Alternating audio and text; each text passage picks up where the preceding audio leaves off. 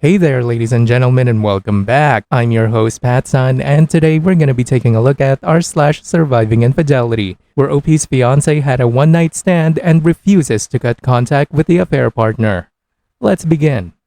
D-Day was today. Never thought I'd be here. Posted by Reddit user Reds in a Box.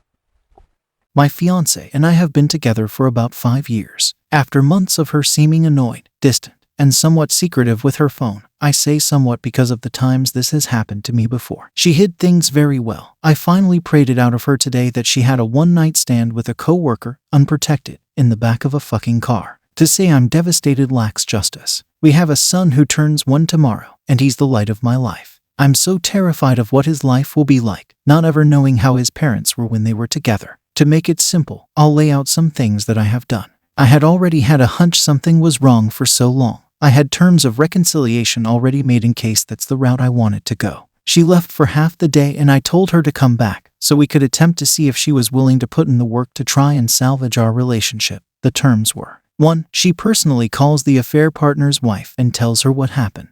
2. She tells her mother and father what she did to me and our family. 3. She has spyware placed on her phone until I feel that it is no longer necessary. 4. She cuts contact with her affair partner and any other men she may be talking to. I know of one she casually talks to but recently found out. 5. She is to do one of the following: A. Switch shifts completely to avoid contact with affair partner. B. Find a new job. C. Switch departments completely. 6. She will explain in detail what happened leading up to and during this affair. She will be honest and truthful about any other affairs. And if there is any hint of trickle-truthing or dishonesty, there will be no reconciliation. She read the letter in terms and said she wouldn't do the first, didn't want to feel like she was in jail, etc. I told her the terms were non-negotiable. I will wait for an answer from her tomorrow before I start looking into what needs to be done for custody of our son.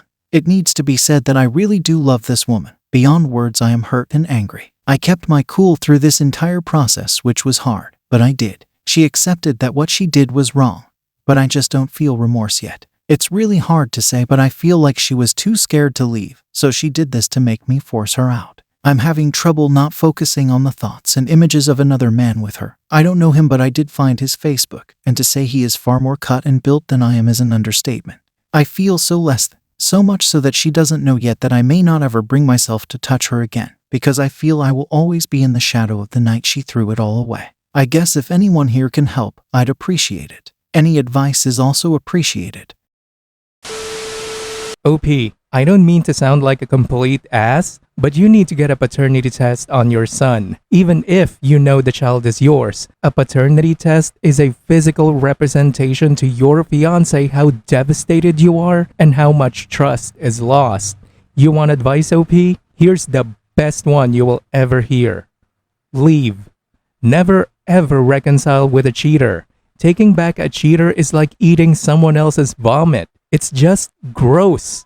Don't marry a cheater, man. You shouldn't need to be your partner's jailer. Just start over with someone else. And now, for OP's update.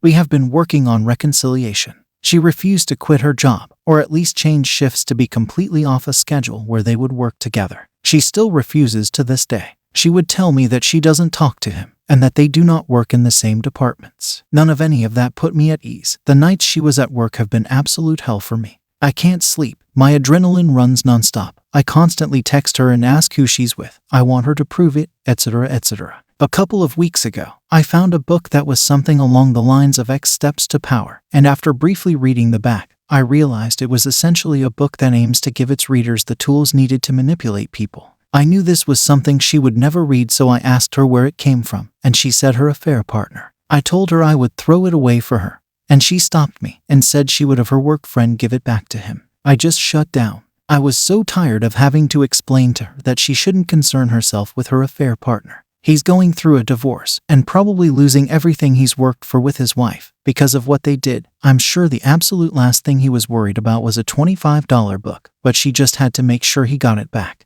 She went to work that week, and following when was done with her work week, I asked her to leave. I told her that it doesn't feel at all like she wants to put forth the effort and the work for reconciliation, and I needed some space to think about things. It was essentially a separation under the understanding we were not split up yet. She agreed and left the following day. During this discussion, she was very, very upset, and I explained the book thing and how she wouldn't quit her job, and she said she understood. She also told me that her affair partner had told her friend from work that he was upset with her for telling me everything. I kind of scoffed and said, it should be pretty telling what he thinks of you if that's true. The following days were extremely tough for me. I had waves of anger, waves of resentment, and the obvious questions of, is she talking to him? Is she talking to someone else? Aside from all that, the feeling of missing her, and most of all my son, was extremely difficult. When she left, I cried and cried while holding my boy. I felt like I'd never see him again. And the days following were that feeling times 100. I asked her to come back after a week. I'd hoped I could start moving forward in a positive manner, and I tried.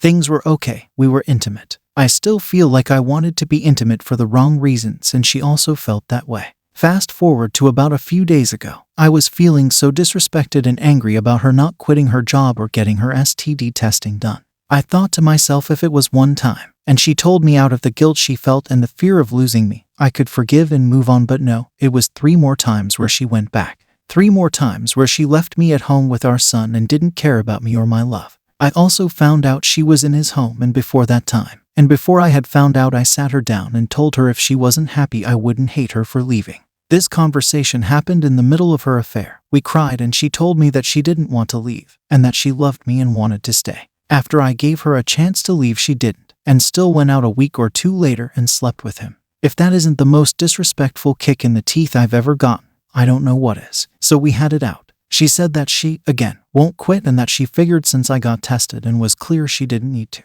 I told her it was those conditions or she needed to leave. It divulged into the same type of situation where she left, and we were still together. So Friday, she asked me to stay for dinner at her mom's before taking our son back to my house. I did, and things were good. She seemed happy to see me and seemed like she wanted to be affectionate to me. Later, we had some time alone and we talked. I asked her to make sure that we were not seeing other people. She said she didn't want to, but threw in some wording that for her, if it happened, it happened. That stung more than I thought. She then said that she wanted to continue to stay at her mom's to find herself, and she's enjoying her independence and has considered looking into getting her own place. I told her that was a very different thing than what was happening now, and she said she knew. I also expressed that I was not okay with seeing other people, and that if that happened, we needed to tell each other so we knew it was over. I took my boy and headed home, and it didn't bother me as much. It didn't hurt and stick with me like I thought. I missed her. I shot one last shot after I laid my son down for bed to see if I could find an ounce of her truly showing me that she wants to chase me and not the other way around, and I didn't get it. So last night I went out with some friends and I genuinely had a great night. I didn't think about her. I didn't concern myself with what was happening while I wasn't around. I was just lost in the chatter, catching up with people I hadn't spent quality time with in years. Last night I realized I don't deserve to give any more of myself to the person I gave everything I had to.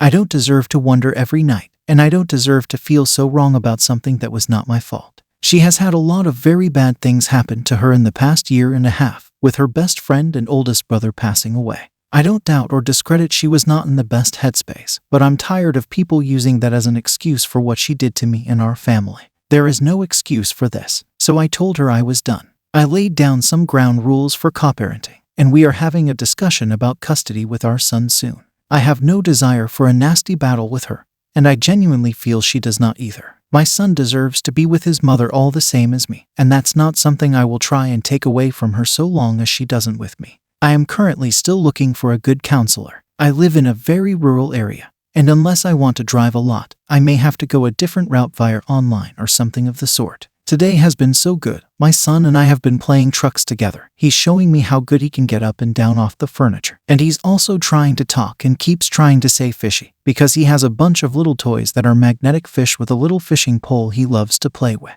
I am financially very fucked. I have a lot to figure out to be able to maintain my lifestyle and keep my house. Bankruptcy is something that is on the table, but I don't plan on going that route unless I absolutely have to. We were not overextended by any means before, but after taking my dream job, I also took a substantial pay cut to start, and I trusted her enough to give up my financial freedom with her help to pursue my dream, and it burned me. I won't quit the job. I'll figure something out. It's times like these I wish I was like Pip from Great Expectations and had some mysterious benefactor to help, but that's not the real world. That's not how that works. Also to add, I've decided against a paternity test for my son. Even if he wasn't mine, he is mine and always will be. He's one of the biggest factors helping me move forward, and I love him too much to let the possibility of her hurting me more by finding out he's not my blood to even consider what I would do after finding that out. I would like to sincerely thank all of you who have given words of advice or will give more words on this post. Those of you who reached out to message me, also thank you for your support. I'm excited to see what the future holds. I still have my bad days. I still have my days where I miss her. But now I feel like I've made the first big step in moving forward and starting my life over. OP, I still highly suggest that you get a paternity test done for legal or medical reasons. You don't even have to tell anyone the results. But you don't want to find out when someone else is trying to claim him, or he's in the hospital needing blood or a transplant. You don't want to get surprised by that later. Look man, other than that, I don't have any more advice for you, because what you are doing right now is the only thing that makes sense. She isn't willing to put in the work to make things work with you because she doesn't love you, and I'm pretty sure she never has. She just wants a baby daddy that will give her money. I'm sorry. It really sucks, I know, but you're doing the right thing by breaking up. If you tried to make it work, you will fail. Again. And it's gonna be even more painful and more pathetic than your last attempt. Look man, the pick me dance is a sad look to have. Don't be that dude. Look, the next step is to focus on building a happy, meaningful life with your son. You can only focus on one thing at a time. So direct all of your energy towards a positive outcome. By choosing to end it, by choosing to end this relationship, you took back control of your life. And that, OP, that is true power. This is power. Hey, it's an echo. Viewer support is the best way for me to remain independent and continue bringing you these daily videos, which will always be here on my YouTube channel for you to watch absolutely free. So consider clicking that super thanks just below the video title, or you can use my PayPal in the description box down below. Thanks for listening everyone. If you even somewhat enjoyed today's story, make sure to give this video a thumbs up, and if you really like it, make sure to subscribe to PattSun to never miss a future upload. Stay strong.